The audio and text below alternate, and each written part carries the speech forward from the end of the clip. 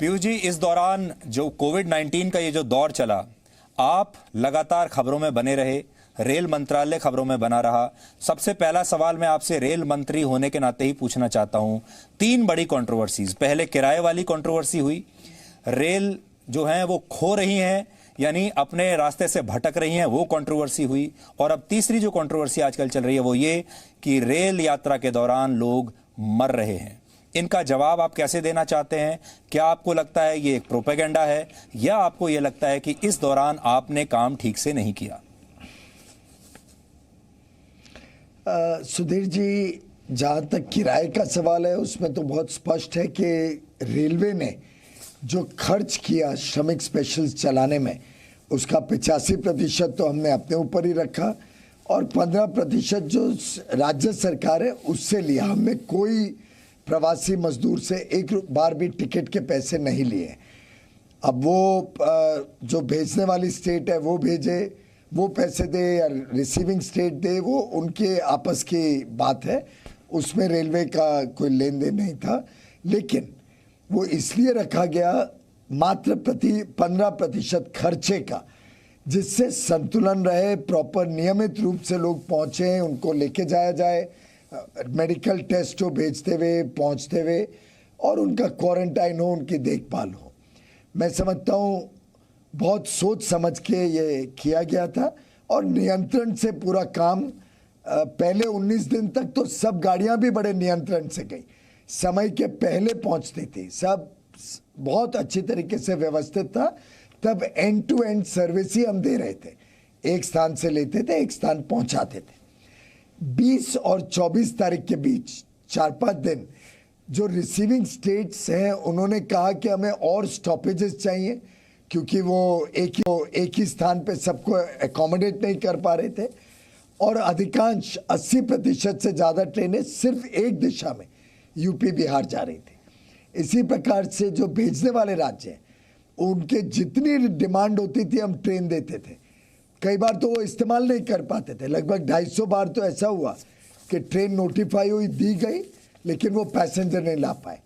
इसके बावजूद हमने कभी किसी को मना नहीं किया, जितनी ट्रेन चाहिए दी। अब भेजने वाले स्टेट भी पैसेंजर नहीं ला पाए तो उन्होंने कहा हम 2 या 3 स्थान पे बोर्ड करेंगे। अब करते करते वो 4-5 दिन में व्यवस्था बढ़ बढ़ के एवरेज 250 से अधिक ट्रेन रोज गई।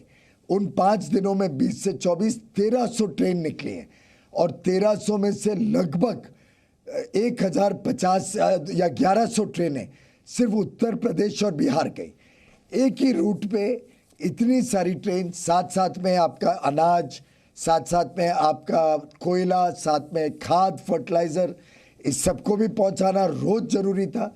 आप आज तक आपने किधर नहीं सुना होगा खाद कम पड़ा किसानों को, या अनाज की कमी पड़ी, या कोयले की वजह से बिजली नहीं मिली। तो इन सबको सुनिश्चित करते इस छोटे पीरियड में कुछ ट्रेनों को डाइवर्ट करना पड़ा। लेकिन मैं आपको बता सकता हूं कि 4150 ट्रेनें चल चुकी हैं, लेकिन इसमें से 4080 ट्रेनें अपने निर्धारित रूट से गई हैं। ऐसा नहीं है कि कोई ट्रेन बहुत गलत रूट पे गई है। कुछ ट्रेनों को हमें अलग रूट से लेके जाना पड़ा। बेरली 1.5%, 1.5-2% ट्रेन जब कंजेशन बहुत ज़्यादा हो गया तो उनको हमने थोड़ा ऑल्टरनेट रूट से ले गए, जिससे वो डीकंजेस्ट कर सके और नई गाड़ियां भेज सके। मैं समझता हूं थोड़ी असुविधा हुई है उसके कारण, पर ये जो कहना है कुछ लोगों का कि 7 दिन लगे, 9 दिन, पूरी बेबुनियाद झूठी खबरें हमारे खिलाफ चलाई गई। बड़े व्यवस्था के हिसाब से सब कुछ चला, और 99% लगभग 98.5% ट्रेन अपने रूट पे गई। थोड़ी सी ट्रेन को डाइवर्ट करके थोड़ा समय ज़्यादा लगा, लेकिन वो अपने गंतव्य स्थान पर पहुंची। ये भी झूठा आरोप है कि कोई ट्रेन जानी किधर और थी और किधर पहुंच गई। रूट थोड़ा डाइवर्ट करना पड़ा कुछ ही ट्रेनों का। हर एक में खाना पीना दिया गया, कोई ट्रेन ऐसी नहीं है जिसमें खाना पीना पर्याप्त नहीं दिया गया।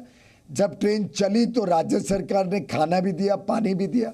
रास्ते में हर 12-14 घंटे में ट्रेन में हमने, रेलवे ने खाना और पानी दिया। तो ये काफी भ्रमित करने वाली जी, लेकिन फिर झूठी आरोप ये लग खबरें रहा है कि चलाई सबके गई। बावजूद और लोग मर रहे रही हैं। बात कुछ लोगों की जरूर देहांत हुआ है। हर एक केस को छानबीन करी गई लोकल पुलिस और लोकल डॉक्टर्स के थ्रू। कुछ पोस्टमार्टम रिपोर्ट्स आनी बाकी हैं, लेकिन कोई भी व्यक्ति ट्रेन सफर के कारण नहीं मरा। अधिकांश लोगों का जानकारियां उनके रिश्तेदारों से या जो साथ में थे ये मालूम पड़ी है कि कोई ऑलरेडी एम्स में भर्ती था, एम्स से आके ट्रेन लेके गया। कोई किसी की ऑलरेडी पहले से हार्ट की बीमारी थी, किसी को टीबी था, अलग अलग कारणों से। और वास्तव में तो जो स्टेट ने भेजा उसने मेडिकल चेकअप करके लगा ट्रेन पे चढ़ने देना था, उन्होंने सर्टिफाई किया।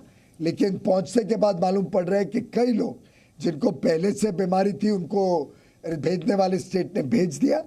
और वैसे भी साधारणतः जब रेगुलर ट्रेन भी चलती हैं, कुछ कुछ ऐसे इंसिडेंसेस होते हैं कि कोई यात्री बीमार हो, कोई यात्री को कोई बीमारी पहले से हो। तो जब इतने 54 लाख से अधिक लोग, आज 55 लाख प्रवासी मजदूर इन ट्रेनों के माध्यम से गए हैं और हर एक की छानबीन की गई है और कई ऐसे भ्रमित करने वाली खबरें जो चलाई गई हैं उसका हमने खंडन भी हर बार किया है। मैं समझता हूं कि हमारे रेलवे के 12 लाख 13 लाख कर्मचारियों ने वास्तव में अपनी जान की बाजी लगा के प्रवासी मजदूरों की सेवा की है।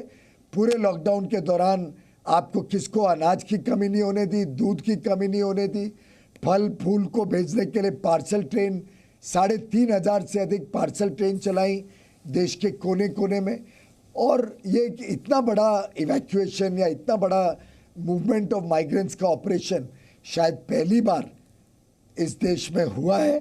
और दुर्भाग्यपूर्ण है कि कुछ लोगों की मृत्यु हुई, पर इसमें हर एक का पूरी डिटेल्ड रिपोर्ट ली जा रही है। पोस्टमार्टम भी आएंगे, लेकिन ट्रेन यात्रा के कारण हुई ये कहना पूरी तरीके से बेबुनियाद। जी नहीं पीयूष जी, ये बहुत बड़ा ऑपरेशन था और ये बहुत बड़ी चुनौती थी जो आपने पूरी की।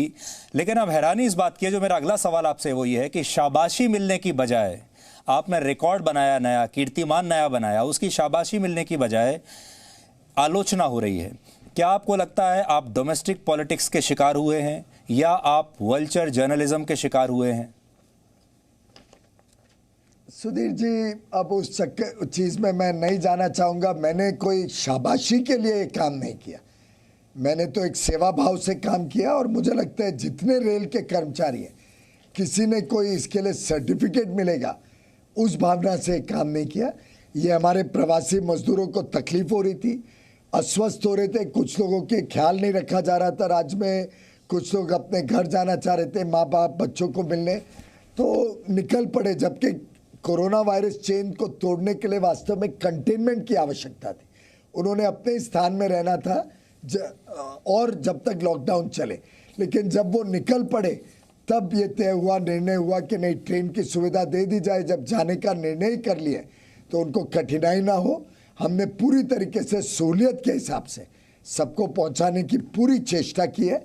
और मैं समझता हूँ वास्तव में कुछ न्यूज़ जर्नलिस्ट ने या कुछ इलेक्ट्रॉनिक और सोशल मीडिया में जो झूठी खबरें चलाने का दौर चला, बहुत दुर्भाग्यपूर्ण था। हमने हर एक चीज़ का खंडन किया, हर एक चीज़ की जानकारियां देश के समक्ष रखी हैं। और मैं आपका धन्यवाद करना चाहूँगा कि आपने ऐसी गलत खबरें चलाई नहीं, हर एक चीज़ की जानकारी ली। और मैं देख रहा था कि आपके यहाँ पे कोई ऐसी बेबुनियाद या झूठी खबरें नहीं चली हैं।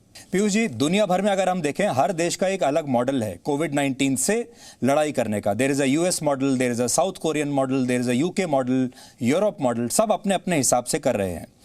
Now there is a Chinese model also. अगर हम यूरोप यूएस के हिसाब से देखें, हमारे देश ने बहुत अच्छा किया है। लेकिन अगर चाइना के हिसाब से देखें, जो आप अभी हमें बात बता रहे थे, चाइना हमसे 3 गुना ज़्यादा बड़ा देश है, पॉपुलेशन में हमसे ज़्यादा है, अर्थव्यवस्था में हमसे ज़्यादा है, तो भी उसके केसेस वहाँ पर हमसे कम हुए, वहाँ पर मृत्यु हमसे कम हुई। चाइना ने कैसे इसको कंटेन कर लिया और हम क्यों नहीं कर पाए? अगर हम चाइना से तुलना करें तो कैसे आप देखते हैं इसको? मैंने यूरोप की बात तो मान ली, we have done better than Europe. देखिए, जो व्यवस्थाएं भारत में हैं वो कंपेरेबल हैं यूरोप या अमेरिका के साथ।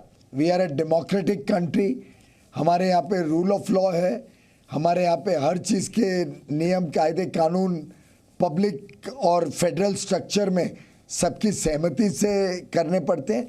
आपने स्वयं ही कहा कि अब राज्य सरकारें केंद्र सरकार के दिए हुए नियम का पालन नहीं कर रही है। तो मैं समझता हूँ एक भारत की जिस प्रकार की व्यवस्थाएं हैं, एक हमारा रूल ऑफ लॉ है, हमारा डेमोक्रेटिक सिस्टम है, of which we are all very proud, उसके हिसाब से देखें तो हमने जो कंपेरेबल इकोनॉमीज हैं उससे मच बेटर किया है। जी, No signal, no worry. Presenting Z News app with live TV, latest updates and expert opinion. Available on Google Play and App Store. Download it now.